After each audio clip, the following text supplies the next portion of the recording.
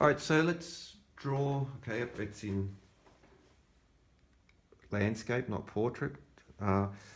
Let's draw, firstly, connections, the Kepler Triangle. We'll draw that, which is from the same construction as drawing a perfect pentagram, but connect that to the Great Pyramid. And so first we'll do the idealized measures of a Great Pyramid, and I will cheat a little bit because I'm going to use a mark edge. Now, just by drawing a series of circles, I could create the 7 to 11, but just to illustrate it to begin with.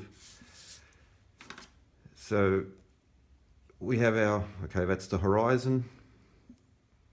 Now we want to create a right angle from there, and that's, again, the vesica is such a cool system to begin with.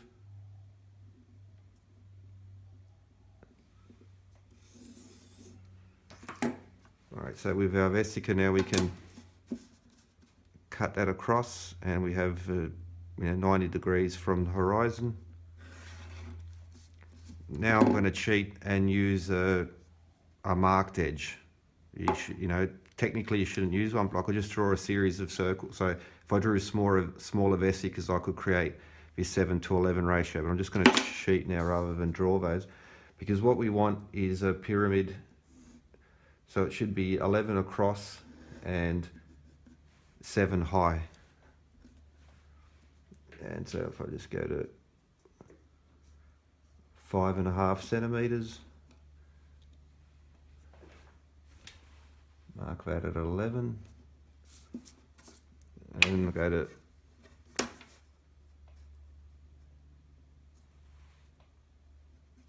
okay, so I've cheated, but I could have drawn that just with a series of circles, and but what we have there is this 7 to 11 proportion of the Great Pyramid, and there's a dark marker. So it's 11 wide and it's 7 high, which would be 440 Egyptian royal cubits wide at the base and 280 Egyptian royal cubits high. These are idealized measures. If you actually look at the survey data, the pyramid is not a perfect square. There are slight variations in all of it, but these are the idealized proportions. And so if the height is 4, then the base would be pi almost equals pi. It's very close. Now, if the base is 1, then the slope angle is phi, the golden number. Well, almost. It's very, very, very close. And that angle would be 51.84 ... So that's the idealized measures at 440 by 280, or a 7 to 11 ratio. However, there are slight variations in each side of a pyramid, and what we do actually create is like splitting hairs. It's almost impossible to measure the differences between them, and you can do them by drawing the same construction that you do to draw a pentagram. But from that you can also construct what's called a Kepler Triangle. And so now I'm going to go pure. Okay, this is an unmarked edge. Okay, it should be about enough.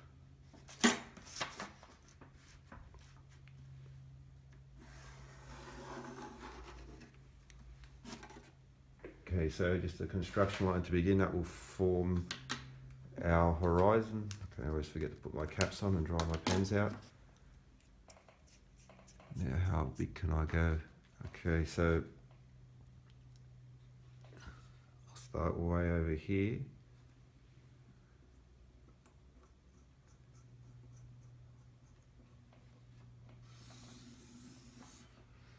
Okay, so it's in line. So now again we're going to start with the vesica Pisces arm vessel of a fish. I haven't changed my compass setting. I'll put it on the edge of the first circle. Now we have a vesica.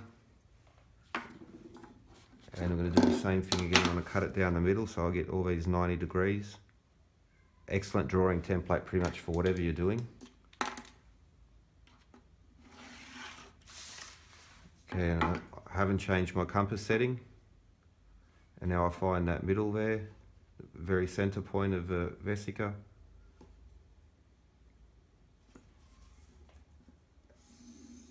And I draw one more circle. I'll put the link in the description because I did showed how to draw a pentagram using this, but now we're going to define, well, the radius. So if this creates a circle, so half of the compass setting, we're going to define that as 1. So I'll just write that, okay, 1. Therefore, that distance there is 2. Therefore, from here to here would be the square root of 5. Square root of 5 plus 1 divided by 2 is the golden ratio. You can't do it in numbers, but you can represent it geometrically. And so now I put my compass point there.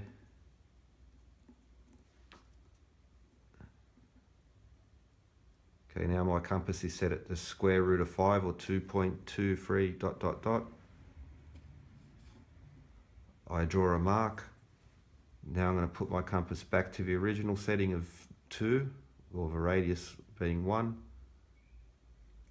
Now because I've already drawn that middle circle, okay, I have that arc there. So now because I'm going to bisect the angle, you have to keep your compass at the same setting, and it has to be at least over half, which you can just guess to bisect a line, sorry, not an angle. But by putting it on there, what I already have is, well, I'll get back to that. I've already drawn everything you need to create a perfect pentagram, but what I want to get is the golden ratio, the golden number phi. And so because this line is 1 plus the square root of 5, okay, so square root of 5 plus 1 over 2 equals phi. You can't do it as a number because it goes on, it's a irrational number, it goes on forever. Can't describe it as a fraction, but we can do it geometrically. And so from here to here is the square root of 5 plus 1, and then the square root of 5. So by definition, this distance is 2 phi. By doing this, I've bisected the line, which means that this distance is now phi. Square root of phi over 1 over the square root of phi. You also got, well, you've got all this stuff going on here, but that's not the, but what we've done now is we've created, so this distance is now square root of 5 plus 1. We've cut it in half, so square root of 5 plus 1 over 2. And we've already defined this as 1. So now we can start creating a Kepler triangle, and essentially what we're going to draw is the, what did I do with that bit of paper? The Great Pyramid in the perfect, because again, each side is slightly varied. What the hell did I do with that paper? I had that 7 to 11 drawing. Anyway, 7 to 11, the Great Pyramid, idealized measures, but the actual measures, slight variations. And it comes very, very close to the golden number, but we can again make it perfect. Actually, there's my 3D model of the pyramid. That's something else. Oh, sorry, there it is. So at a 7 to 11 ratio, the angle here is 51.84 dot dot dot. It's the slope angle to the half base very, very close to the golden number phi. Therefore, the half base to the height is very, very close to the square root of phi, very, very close. Therefore, the height to the half base is very close to 4 to pi. However, again, if you include all these actual dimensions of a pyramid, you don't round it off, what you get is perfection. And now Kepler Triangle. So now if I set my compass to phi, we already have 1. So 1 to phi as 7 to 11. But now if I put the compass point on the edge there, I mark that. Now I'll do the same on the other side, just to see, you know. So what you've done is we've created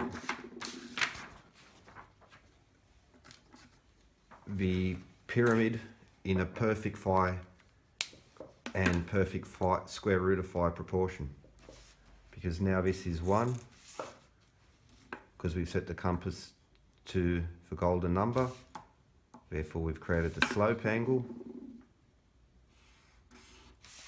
So therefore this is phi, this is 1, and Pythagorean theorem, a squared plus b squared c squared. Therefore the height of that is the square root of phi. Now we can do a Kepler triangle. And okay, so I won't change that yet. Okay, before I go, let's go back. So we need to create this Kepler triangle and also the area proof, which is a nice connection to the golden number as well. So we set our compass back to 1. Draw an arc. So as long as it goes straight down, you can just eyeball that. We do the same on that corner because we already have the straight line. And now from there, so what we've done is created a square.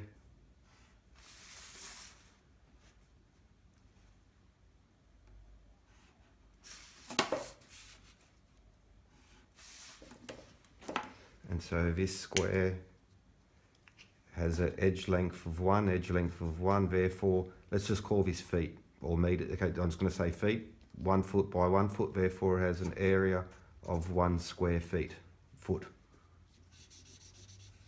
That's this square here. Okay. Now we're going to set our compass to the square root of phi, or the height of a pyramid. I do a mark there. From here I draw a portion of arc and then go to the top of the pyramid.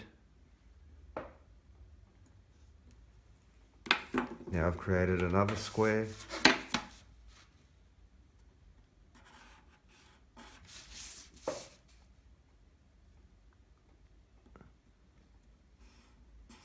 So this is a Kepler triangle, but now with these squares, it's like another, you know, just one of these Pythagorean theorem and phi connections.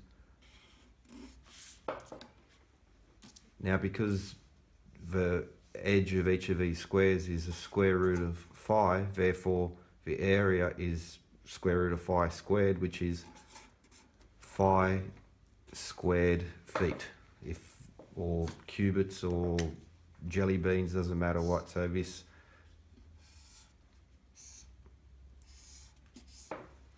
so if this is 1 squared area, and this is phi squared area,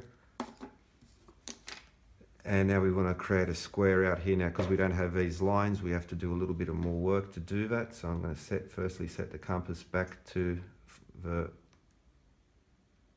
slope or phi. I'm going to draw a portion of an arc there. Yeah, we're in camera. Okay, now you have to try and eyeball where that line would project out. Just draw a large section of arc. And now what we need to do is bisect this line, because that's going to give us 90 degrees from there. And so I'm going to just change the compass so it doesn't, not too many construction lines. As long as it's over half.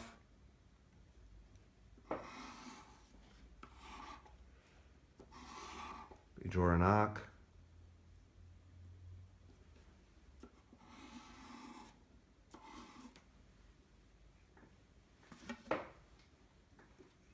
So now if I put my straight edge on there, now I know I've got a 90 degree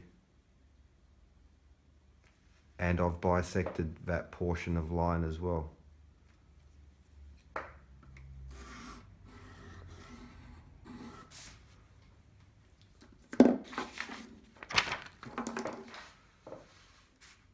Having done that, my compass is still on that setting. So now I'll put it where the line, where that slope is bisected. And I'll draw another portion of arc. Now what I need to do is put it back on that point, and I'm going to halve it and bring it to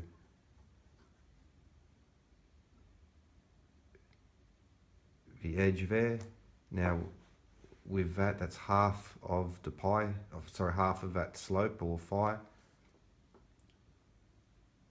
Put on the edge, mark that line. And now I have the third square of that Kepler triangle, and a nice little sort of proof that sort of goes with it, you know, one-dimensional, two-dimensional. And that's the thing that is also really lovely about phi, how it works, not just first, second and third, fourth, fifth, infinite dimensions.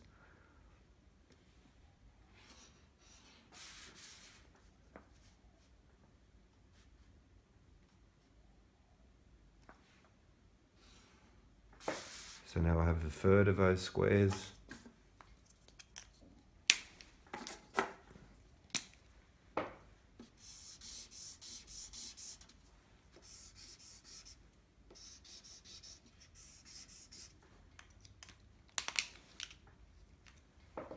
Since the edge length of each of these squares is phi, or phi feet, or meters, jelly beans, cubits, doesn't matter, phi. So therefore the area is phi squared area. Okay, but just 1 phi squared, and that's the Kepler triangle, but that's also the Great Pyramid angle. Now this angle here would be 51.83 ... I'll just call it, I can't remember the exact number. And that's the eastern face. If you were to cut the pyramid east to west, the eastern face has this perfect splitting hair difference between a ratio of a slope of phi to a half base of 1. And so if I was just to go back to 1 here on the other side, draw the line there. Now we have the Great Pyramid. So 11 base to 7 high ideal proportions, or 440 by 280 cubits, but each side has a slight variation. If you include that variation, the eastern side has a half base of 1 to phi. And that's also a Kepler triangle. Now, because I used this construction before, I did in a previous video, but well, phi, Kepler triangle, sort of Great Pyramid angle, but we also have the pentagram. And so if I point out these 3 places, extend those lines down. I begin out here where it was 2 pi, back to the center of the circle, or center of the construction.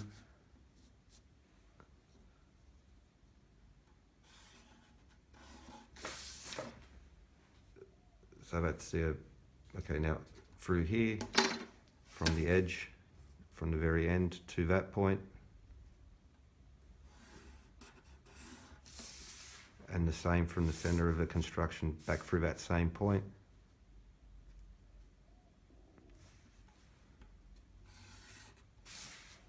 And there you have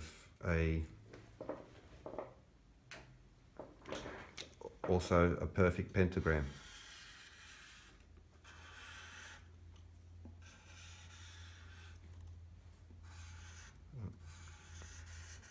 These things dried out, but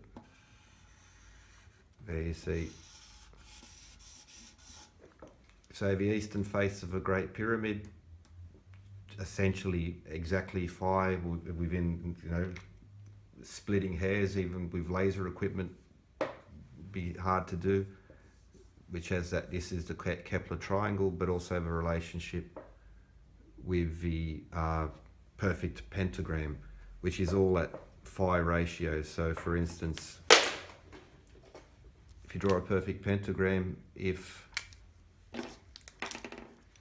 well, not if, because this is accurately, if that is 1,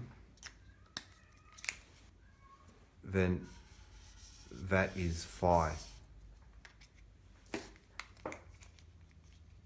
If this is 1,